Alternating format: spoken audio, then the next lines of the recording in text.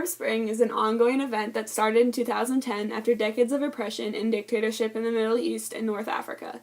It is a series of revolutions and protests led primarily by the youth in the regions. The revolutions have challenged the governments in power, their relations with the West, and the roles of women, religion, and democracy in society. This is a picture of Mohamed Bouazi of Tunisia on fire. He was a fruit vendor and the police took away his fruit cart because he didn't have a permit to sell the fruit. He went to the administration to complain about corruption in the government, but no one would listen to his complaints. He went outside the government buildings and lit himself on fire. His actions are considered the spark of all the revolts in the Arab Spring. Most of the uprisings in Tunisia occurred in 2011. They were caused by economic hardships, autocratic rule, and corruption. The uprisings resulted in Tunisia's president, Zine Al Abidine Ben Ali, stepping down from power. He later fled the country to avoid persecution. In October 2011, Tunisia held its first democratic parliamentary election. Conditions in Tunisia continue to improve, and in 2013, they completed their first democratic constitution. Tunisia's uprisings set off a string of revolutions throughout the Arab world. Including Egypt, who soon started protests of their own, they wanted an end to corruption, injustice, poor economic conditions, and the regime of their president, Hosni Mubarak. Their protests started off small, but soon grew into mass demonstrations, such as the one in Tahrir Square on January 25, 2011. The uprising that occurred in Tahrir Square was organized on Facebook. Because word got around by Facebook, the government turned off the internet, but people passed out flyers by paper, and word still got around about the uprisings. This modern way of organizing protests continued throughout the Arab Spring. After 18 days of protests, Mubarak agreed to leave Egypt after being in power for 30 years. In place of him, Egyptians elected Mohamed Morsi, who is a part of the once banned Muslim Brotherhood. In 2013, the North African military took Morsi out of power because he didn't meet the needs of the people. But in 2014, he was re-elected. This is a big deal because Muslim Brotherhood is considered a terrorist organization. Today, Egypt has an independent president in office. Uprisings in Libya started in February 2011 when police in Benghazi opened fire on protesters. Gaddafi, who was in power for 42 years, tried to flee the country because of increasingly violent protests against him. But before he was able to leave, he was caught and killed in August 2011. After Gaddafi's death, the National Transitional Council liberated Libya and promised them they would one day be a democratic state.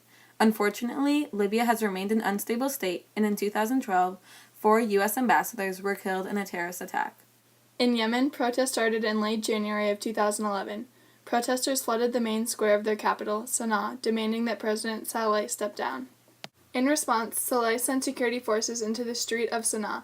Saleh promised not to run for office again in 2013, but people still did not trust him as he had made false promises before. Protests continued to grow in size and spread to other cities. Even constitutional changes couldn't pacify the crowds. Soon, security forces became malicious. Terrorists are still a prevalent threat in Yemen, and last week on Good Friday, a Catholic priest was crucified by ISIS. Just like in Libya, Syria's uprising started when police opened fire on protesters. The protests started in March 2011, and hundreds of thousands were killed and 1.5 million were wounded. Syria's uprisings were the most violent and devastating. The civilians wanted an end to the dictatorship of President Bashar al-Assad, but the government responded with violence, which sparked a civil war that is still going on today. Currently, there are 4.6 million refugees and 6 million Syrians displaced.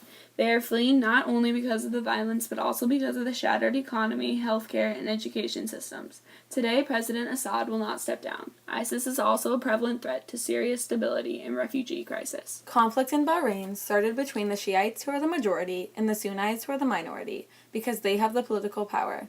The king is a Sunni, which causes more tension between the two groups. The king declared a state of emergency, which led to mass arrests.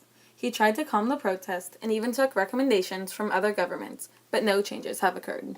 The conflicts have still not been resolved, and some say that violence is on the rise. The uprisings around the Middle East led to a ban on protests in Saudi Arabia in March 2011, so not many Saudi Arabians dared to protest on the streets. But still, hundreds of people have been arrested and taken into custody for protesting. Saudi Arabia is an undemocratic Islamic regime. It is believed by some that Christians are infidels and women cannot drive.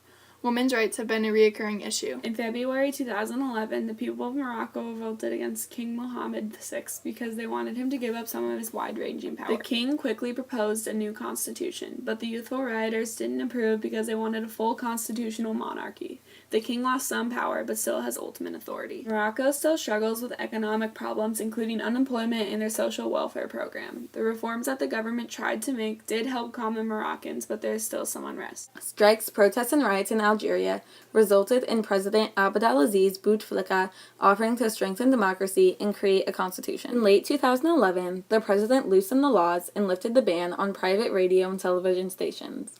In May 2012, 23 new political parties were established after a more inclusive election.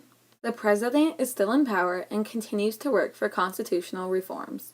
Uprisings in Jordan haven't been as devastating as other Arab countries. Protests began in 2011 because the civilians wanted more job opportunities and an end to government corruption. In 2012, there were deadly clashes with security forces. In January 2013, there were parliamentary elections being held 2 years early because of changes in electoral laws. In March 2013, the king insisted that he could lead the transition to democracy. Prime Minister Abdullah Ansar reshuffled his cabinet to strengthen the role of technocrats. Economic costs in Jordan are rising because of Syrian refugees fleeing into their country. Protests started in 2011 because people wanted jobs and an end to corruption. At first, the security forces didn't tolerate the protests, but when they become violent, they use deadly forces to end it. The government struggles with financing its state budget and providing jobs for civilians, which keeps Oman unstable. In 2011, youthful protesters demanded the step-down of Prime Minister Sheikh Nasser al-Muhammad al-Sabah. By November, he was replaced, and the next prime minister was to be determined by early elections in February 2012. 4 months after, the election was declared invalid and boycotts followed. The electoral law was changed, and in 2013, protesters lost a legal battle to undo the electoral law. Kuwait has been accused of withholding freedoms to their civilians. They continue to struggle with past issues. At first, the Arab Spring was seen as an optimistic approach to introduce democracy to the Middle Eastern countries and ultimately seen as bettering their governments. But since then, it has taken a violent turn. The violence has resulted in terrorist groups, poor international relations, and instability in the country itself.